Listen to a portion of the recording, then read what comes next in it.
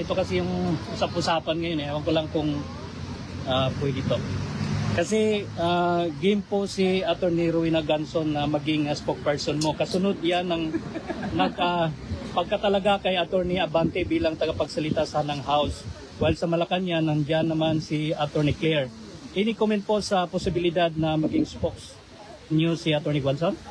Hindi namin napag-usapan sa Office of the Vice President ang spokesperson. Pero saludo kami sa talino at tapang ni Rowena Ganson. So kung gusto niya magsalita, go lang ng go. Makikinig tayong lahat sa kanya. Yes. Tama. Siguro from the audience, one question. Ma'am, ang question po ma'am, kamusta po si Presidente? Mayroon po ba siyang mensahe para sa Pilipino na nasa labas po? Yes, ang message niya is we are all ruled by destiny and I am here because of my destiny, whether rightly or wrongly. Yun ang sinabi niya. Thank you ma'am. And isa pang update is napag-usapan din namin yung oath niya at pag-usapan daw nila ng lawyers niya kung paano gawin yung kanyang oath. Thank you ma'am. Pero initially ang sinabi niya, I want set me free and I will take an oath. Yan yung Yes! Ma'am, meron pong kanta ang mga Pilipino para sa iyo. 1, 2, 3, go! Happy birthday to you. Happy birthday to you. Happy birthday, happy birthday. Happy birthday to you. Mabuhay ka, Ma'am Inday! Inday Sara para sa Presidente! Ayun na mga kababayan, no? Ayan, saludo po si VP Sara Duterte dito sa katalinuhan at tapang ni Attorney Rowena Ganson, mga kababayan, no? At tinanong po siya dito kung papayag po si VP Sara na kunin bilang spokesperson ng Office of the Vice President si Attorney Rowena Ganson pagkatapos kunin, mga kababayan, ng House of Representatives bilang spokesperson na itong si Attorney Princess Abante, ang anak ni Congressman or outgoing Congressman na Benny Abante, mga kababayan. At meron din po sa Malacanang, no? Alam naman natin na si Attorney Claire Castro ang tagapagsalita ng Malacanang. At itong si Attorney Rowena Ganson sana ang pangtapat, no, sa kanila bilang tagapagsalita naman po ng Office of the Vice President at particularly link po dito sa kay VP Sara, mga kababayan. At yun nga, wala pa pong napag-usapan, no, sila VP Sara, pero saludo po siya dito sa tapang at talino, mga kababayan, dito kay Attorney Rowena Ganson. At nag-update rin po, no, si VP Sara, mga kababayan, sa bagong ganap doon sa kay Pangulong Duterte. At napag-usapan po nila doon, or pag-usapan pa po daw nila ng mga lawyers, mga kababayan, kung paano mag-oath taking, no, si FPRRD. At ngayon mayor na po siya ng Davao City, mga kababayan. At matandaan natin na nagpapaalam, mga kababayan, no, sa ICC itong DILG ng Pilipinas kung paano daw mag-oath taking, no, si PRRD, mga kababayan, bilang mayor po ng Davao City, kasi siya po yung nanalo doon nung nakarang election via landslide, mga kababayan. At ito pa, mga kababayan, panoorin pa po natin ang iba pang ganap ngayon doon sa The Hague, Netherlands, mga kababayan. Kasama po si VP Sara Duterte at si Ma'am Elizabeth Zimmerman. Kasama po ang mga Pilipinong nandoon nakaantabay lagi, mga kababayan, sa labas ng detention facility kay PRRD or FPRRD. First question po, kamusta po yung bisita kay Tatay Digong and how is Tatay Digong now? Yes. Yes, okay lang yung visit. Na-late kami kanina, so 30 minutes late kami. So isang oras na lang yung nagawa namin sa pagbisita namin. And pagdating namin, nag-aantay na siya. And masaya siya nung nakita niya kami kasi alam niya na nandun kami to celebrate pre-birthday with him and with my mother. Tapos, as usual, binilhan ko din siya ng Coke Zero. Hindi niya ininom. sabi niya dalhin lang daw niya sa kwarto yung Coke Zero. Pero isa lang ang pinabili niya. Meron daw ba kayong mga news from the Philippines na na-share sa kanya at ano yung mga reaction niya sa mga news na dala-dala niyo? Yes, nag-share ako ulit. Na-share ko na noon sa telephone call, pero share ko din ulit sa kanya na nanalo yung dalawang PDP laban na senator candidates, tapos yung isang guest candidate, si Marcoleta, plus dalawang guest candidate from Alianza, si Senator Camille Villar and Senator Amy Marcos. And binanggit ko din sa kanya na nandito si Senator Amy Marcos pero hindi siya pinayagan ng ICC na makabisita at makausap si dating Pangulong Rodrigo Duterte. At nabanggit ko din ulit sa kanya na nag-submit si Senator Amy Marcos ng kanyang findings sa committee hearings niya from the Senate to the Ombudsman. Ano po yung reaction ni Presidente? Unang-una, nagpasalamat siya. At pangalawa, sabi niya gusto nga daw niya sana makausap si Senator Amy, kaso hindi nga daw payagan. Pero sabi niya, there will be another time for that. Okay. GMA? Go.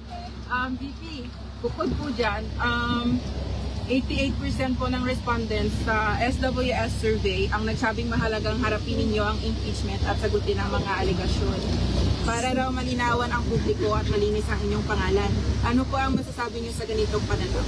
Oh, I totally agree. Kasama ako dyan sa 88% na yan na nagsasabi.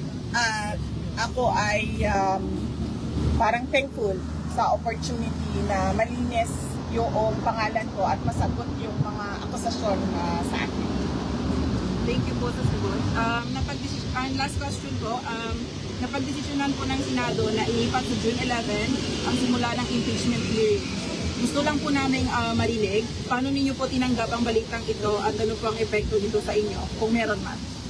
Wala naman siyang epekto sa akin, no? Nag-iisip lang ako kung ano yung epekto ng delay doon sa kaso, pero iiwan na natin yan sa mga lawyers namin, sa defense impeachment lawyers para pag-isipan kung anong posibleng epekto nun sa kaso kung meron man. SMNI? Anton? Hi ma'am, kamusta po kayo? Napakabait ninyo ngayon. Na-briefing, ma'am. Na-briefing naman. Kailangan daw Para maminaw daw po namin Kaya lang yung microphone ma'am. Ma'am, tanong po ng SMNI, yung reaction niyo do, ma'am, any reaction po sa gusto ni BBM na makipag-reconcile sa mga Duterte? Sabi niya ayaw niya raw ng gulo. Unang-una, hindi na muna siguro ako magsalita about reconciliation dahil hindi naman mahalaga siguro ang mga personal na problema ng mga tao. No? Ang mas mahalaga is yung taong bayan at yung bayan natin. Yes ma'am, thank you po. Ma'am, kasama niyo po si Senator Amy Marcos. Nagkita po sila ni Attorney Kaufman. Ano po yung naging role ni Senator Amy sa case po ni PRRD? Ay, wala po. Wala pong role si Senator Amy sa case ni former President Rodrigo Duterte. Nandito lang siya para kausapin na si Attorney Kaufman. Kung ano man yung napag-usapan nila, wala ako doon. So, mas mahalaga siguro na makausap ninyo si Senator Amy Marcos. At, Yung role niya? wala siyang role po. Either sa defense or doon sa ICC prosecution case, walang role si Senator. Ayun mga kababayan, ang pahayag ni VP Sara Duterte no dito sa pagharap niya dito sa mga Pilipinong nasa labas po ng detention facility no dito sa The Hague, Netherlands. At masayang-masaya po mga kababayan si PRRD dahil nagkita muli sila ni VP Sara no at kasama niya po dito si Ma'am Elizabeth Zimmerman mga kababayan. At unfortunately ay hindi po nakapasok no si Senator Amy Marcos doon sa detention facility kung saan nandun si PRRD mga kabayan. Ay hindi daw po binigyan ng permiso permiso, no, or hindi pinayagan ng ICC na bumisita itong si Senadora Amy Marcos kay PRRD. Pero binalitaan naman po ni VP Sara si PRRD, mga kababayan, ang about dito sa pag-submit, no, ng mga papeles, mga documents, yung mga findings niya dito sa kanyang ginawang hearing, mga kababayan, no, Senate hearing dito po sa pag-dakip sa kanya ay sinubmit niya, ibinigay niya po doon kay Attorney Nicholas Kaufman, at grateful, nagpasalamat po si FPRRD, mga kababayan, no, at gusto nga daw po makausap niya si Senator Amy bagos hindi po nga po nangyari dahil hindi po pinayagan ng ICC na makabisita si Senatora Amy. Sabi ni FPRRD sa siguro next time na lang siguro, no, or next time na nakapag-usap sila ni Senator Amy, nagpasalamat po siya.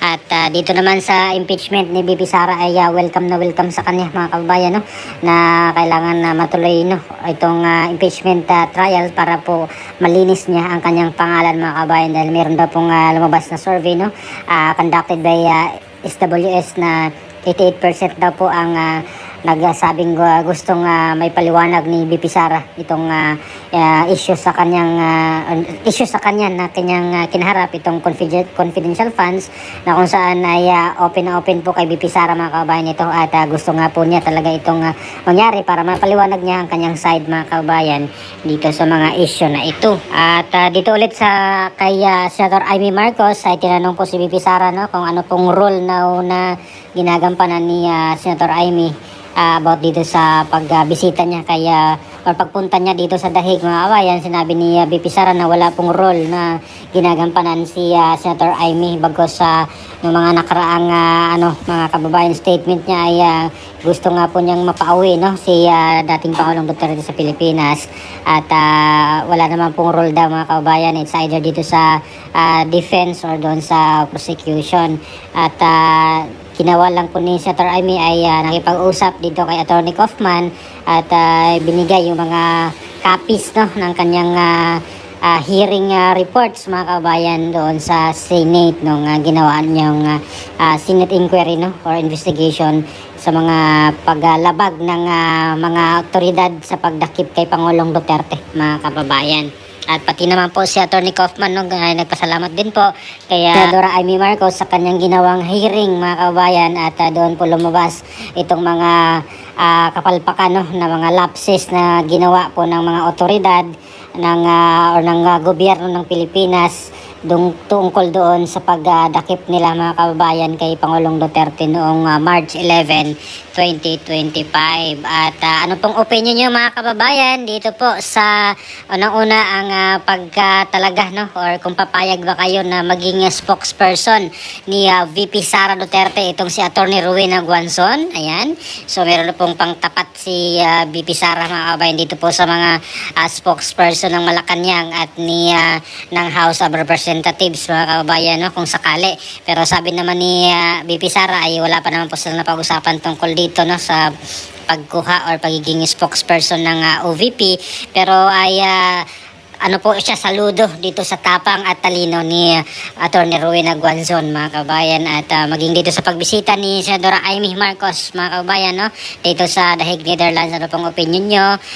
Unfortunately, hindi po siya makapasok doon sa ICC kasi hindi po siya binigyan daw po ng permiso or pahintulot. At masaya po si PRRD nga na doon gaganapin, no, or daos ni VP Sara ang kanyang ika-47th birthday, mga kababayan, kasama po ang mga Pinoy doon bukas, mga kababayan. At meron po silang short program, no, from 9 a.m. hanggang 12 noon ang kanilang program. At nandun nga po si Attorney Vic Rodriguez daw, mga kababayan, no, pupunta doon bukas, mga kababayan, si Attorney Vic Rodriguez, si Doc Richard Mata, si Senator Robin Padilla, si Senadora Amy Marcos, sila Attorney Harry Roque, at yung iba pang mga Pinoy, mga kababayan, pati si Maharlika Buljakera ay nandun din, mga kababayan, no.